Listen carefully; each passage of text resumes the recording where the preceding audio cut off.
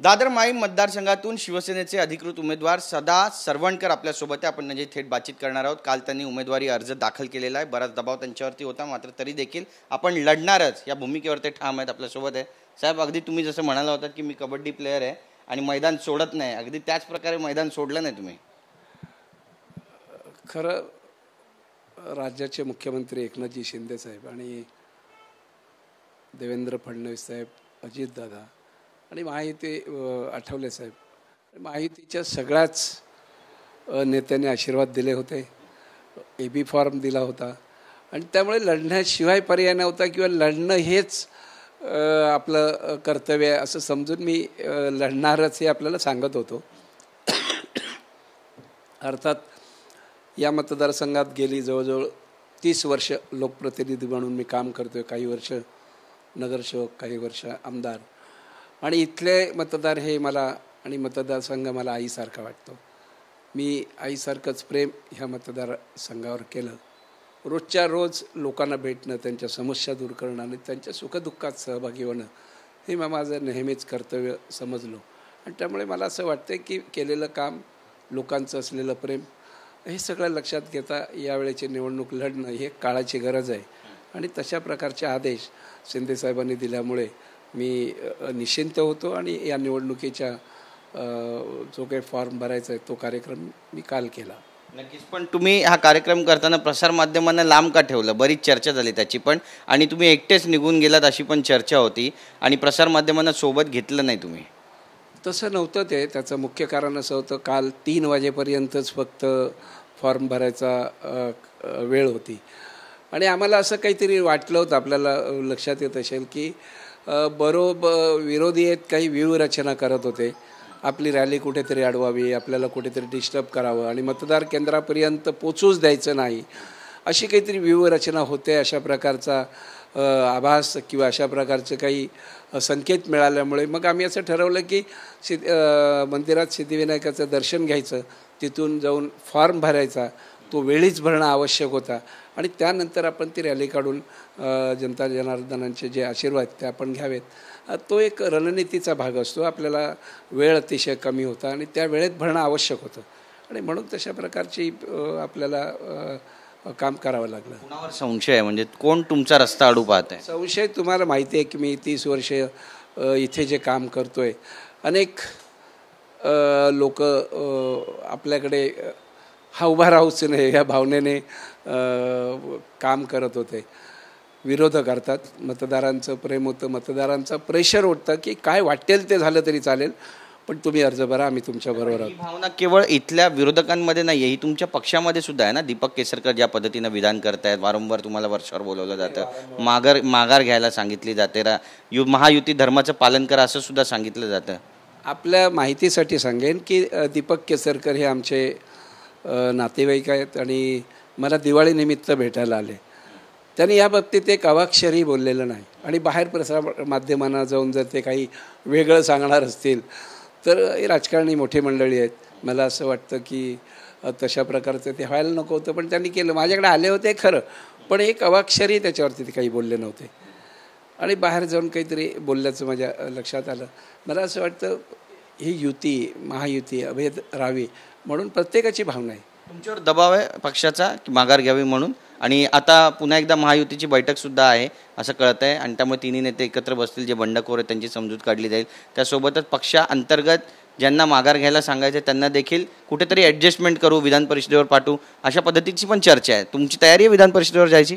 मी एक लढणारा मावळा आहे शिवसेना प्रमुखांचा आणि यापूर्वीसुद्धा मला अशा प्रकारच्या काही ऑफर आल्या होत्या, पण आत्ता नाही, एक 5-10 वर्षापूर्वी. पण मी त्यावेळेलासुद्धा ते मानलं नाही. आजही मला ते मान्य नाही. मी मागच्या दरवाज्यातून जाणारा नाही तर पुढून लढणारा बाळासाहेबांचा शिवसैनिक आहे. त्यामुळे परिषद वगैरे आमच्या डोक्यात बसत नाही. आम्ही सर्वसामान्य जनतेमधली लोक आहोत. आम्हाला लोकांचा कौल घेऊन पुढे जाणं, त्यांचे आशीर्वाद घेऊन पुढे जाणं, ह्याला मी विशेष महत्त्व देतो आहे. आणि इथले मतदार आपल्यावरती नितांत प्रेम करतात म्हणून जवळजवळ 6 वेळा त्यांनी निवडून दिलं आणि अनेक कामं आज उर्वरित आहेत. नवीन क्लस्टर डेव्हलपमेंट, नवीन काही गोष्टी करण्याच्या जिद्द आहे. आणि म्हणून मला असं वाटतं की आपल्याला ही निवडणूक लढवलीच पाहिजे आणि ती जिंकली पाहिजे. पक्षश्रेष्ठींची, मुख्यमंत्र्यांची या जागेसंदर्भात काही चर्चा झाली? त्यांनी काही म्हटलं तुम्हाला?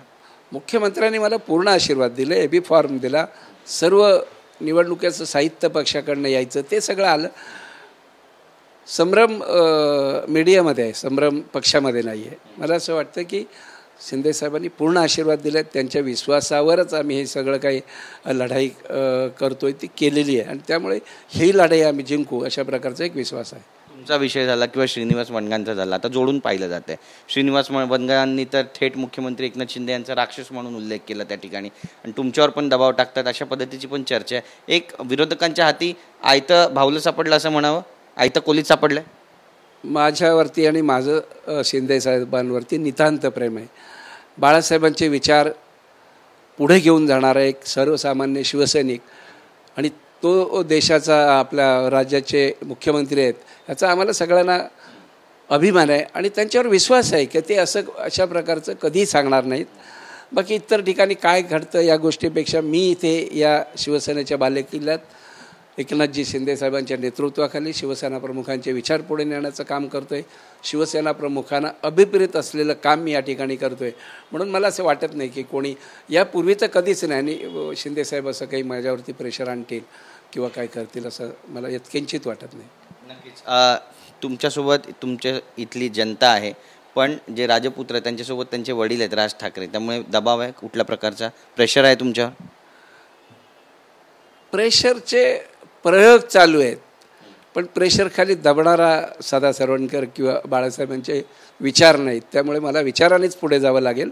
मी विचाराने पुढे जाईन. कुठले प्रयोग चालू आहेत? आता हे सगळी माध्यमं आपण ज्या पद्धतीने बघताय त्यावरनंच आपल्यालाही लक्षात येईल, आणि आपल्याला हे सगळं माहिती आहे. मी काहीतरी ओपन करावं असं नाही, पण अशा प्रकारच्या कुठल्याही प्रेशरला मी काही तसा जुमानलेला यापूर्वीसुद्धा आणि पुढेसुद्धा.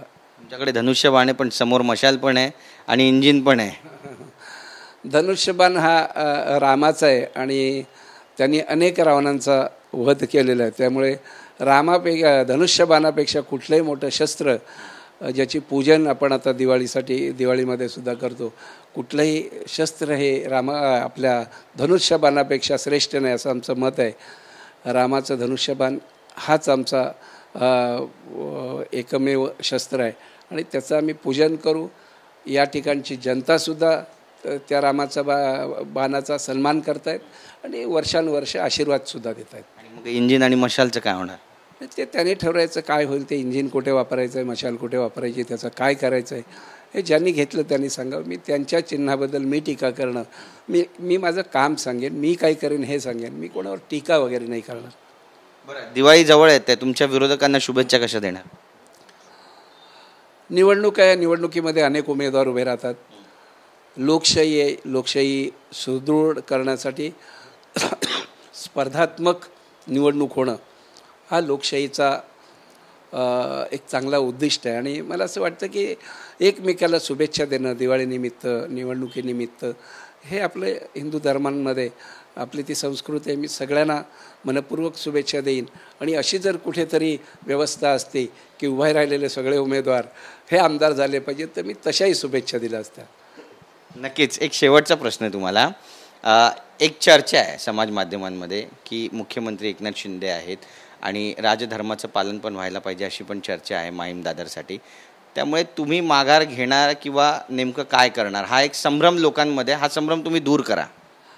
आम्ही धर्माने वागणारी माणसं आहोत.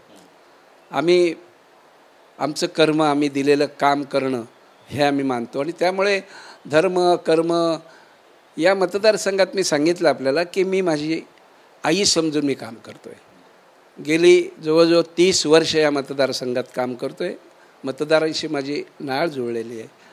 मी जमिनीवरचा एक सर्वसामान्य कार्यकर्ता आहे. 365 दिवस लोकांसाठी मी अहोरात्र प्रयत्न करत असतो. त्यांच्या सुखदुःखात, त्यांच्या अडचणींसाठी मी स्वतः त्यांच्या घरी जातो. फोन आल्यानंतर तुम्ही माझ्याकडे यापेक्षा मी तुमच्याकडे येऊ का, हे मी सांगत असतो. याचा अर्थ सरळ असा आहे, मला या सगळ्यांमध्ये मतदारांचं हित हे महत्त्वाचं वाटतं, आणि त्यासाठी मला ही निवडणूक लढवावीच लागेल आणि ती जिंकावी लागेल. तुम्ही माघार कधीही घेणार नाही. कशासाठी हा प्रश्न येतो मला कळत नाही. 30 वर्ष काम केलेल्या एखाद्या लोकप्रतिनिधीला आपण अशा प्रकारे प्रेशराईज करणं किती योग्य वाटतं. आपणच विचार करायला हवा. समोरच्या लोकांना आपण का नाही सांगत की आपण माघार घ्या. ते नातेबंधू आहेत, नात्यातली लोक आहेत, त्यांनी एकमेकासाठी त्याग करावा ना. मी का करावा? मी काम केलं, लोकांमधला माणूस आहे मी. त्यामुळे मला असं वाटतं की शिंदेसाहेबांचे आणि बाळासाहेबांचे विचार पुढे नेण्याचं अविरत घेतलेलं कार्य आपण अखेरच्या श्वासापर्यंत करू आणि त्याच्यात यशस्वीसुद्धा होऊ. तुम्ही एक मुद्दा अगदी महत्त्वाचा बोललात की नातेसंबंध आहेत, त्यांच्याकडून माघार घेतली जात नाही, तर मग मी का घेऊ? तसंच आहे ते. कुटुंबातले एका कुटुंबातले लोक आहेत, त्यांनी एकमेकाला मदत केली पाहिजे. तिथे कुठेतरी माघारीचा विचार झाला पाहिजे. मला का करावं लागतं की मी का करू? आणि धर्मच पाळायचा झाला तर पहिलं नात्यातनं सुरुवात झाली पाहिजे. मी माझा राजधर्म पाळतोय, मला माझ्या पक्षाने दिले जबाबदारी पूर्ण करणं हा माझा धर्म आहे आणि तो मी करतोय. धन्यवाद आमच्याशी बातचीत केल्याबद्दल. तुम्हाला खूप खूप शुभेच्छा पुढील वाटचालीसाठी. तर आपण पाहतोय की नात्यांमध्ये राजधर्माचं पालन सगळ्यात आधी व्हायला पाहिजे असा एक प्रकारे अप्रत्यक्षरित्या टोलाच लगावत आहेत सदा सरवणकर साहेब. नेमकं या निवडणुकीमध्ये ही लढत कशा पद्धतीची होणार आहे हे पाहणं महत्त्वाचं ठरेल. कॅमेरा पर्सन योगेश गुरवसह गिरीश गायकवाड, TV9 मराठी, मुंबई.